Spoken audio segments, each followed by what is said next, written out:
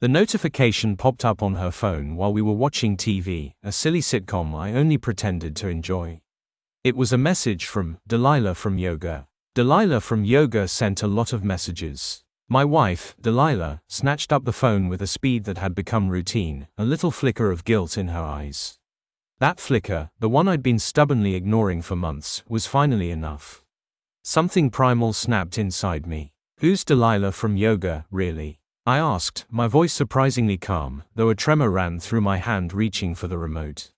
Delilah froze, her thumb hovering over the screen. Just a friend from class. Right, I said, the tremor now audible in my voice. Let's read some of her enlightening yoga tips, shall I? I snatched the phone from her grasp. Delilah lunged for it, her face contorted with a panic that confirmed my worst fears. I was faster. I tapped on the message and read it aloud, my voice dripping with sarcasm. Missing your touch already. Can't wait for Tuesday. The blood drained from Delilah's face. Her eyes darted towards the front door, a silent plea for escape. But I wasn't done. I scrolled up, each message a new layer of betrayal, painting a vivid picture of their affair. You're amazing, baby. Never felt like this before. Delilah let out a whimper. Her hand flew to her mouth, as if to stifle the truth pouring from my lips. Last night was, followed by a string of emojis I won't repeat. With a defiant grin, she swiped at the screen, frantically deleting the messages. But the words were already etched into my mind, a brand on my soul.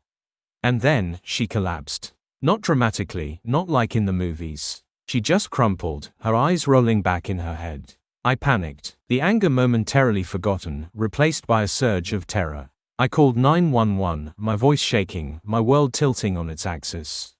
It wasn't a heart attack. The doctor said it was a stress-induced syncope, a fancy term for fainting. She woke up disoriented, muttering about a bad dream. I watched her, the anger simmering beneath the surface, waiting for the opportune moment. When we got home, the pretense was gone.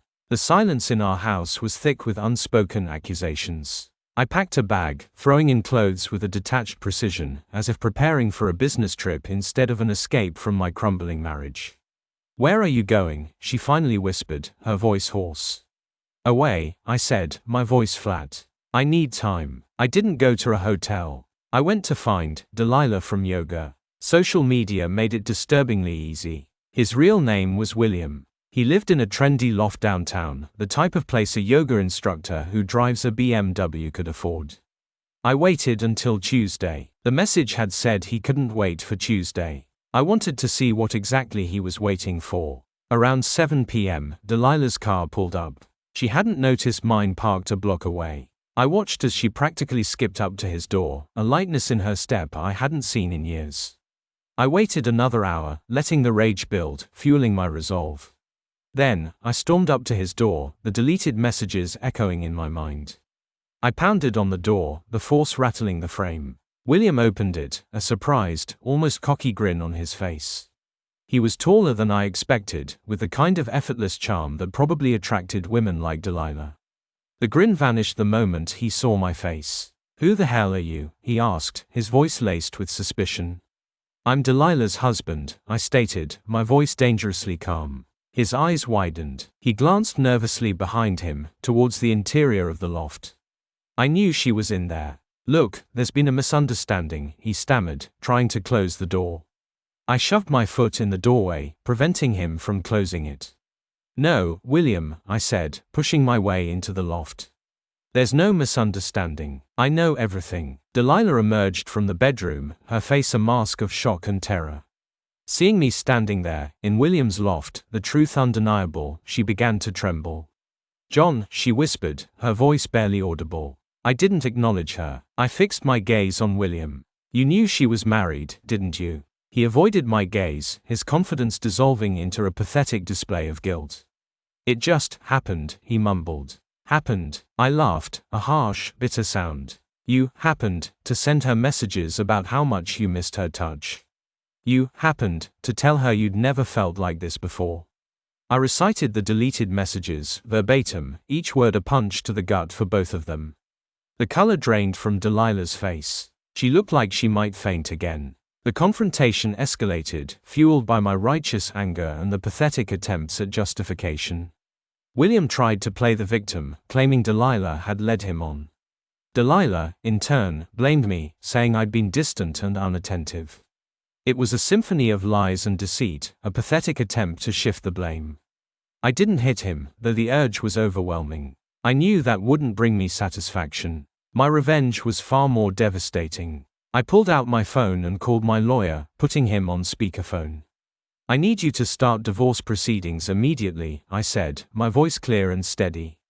Adultery grounds. I want everything, Delilah gasped. William stared at me, his face pale. He finally understood the depth of the damage he'd caused, not just to my marriage, but to his own carefully curated life.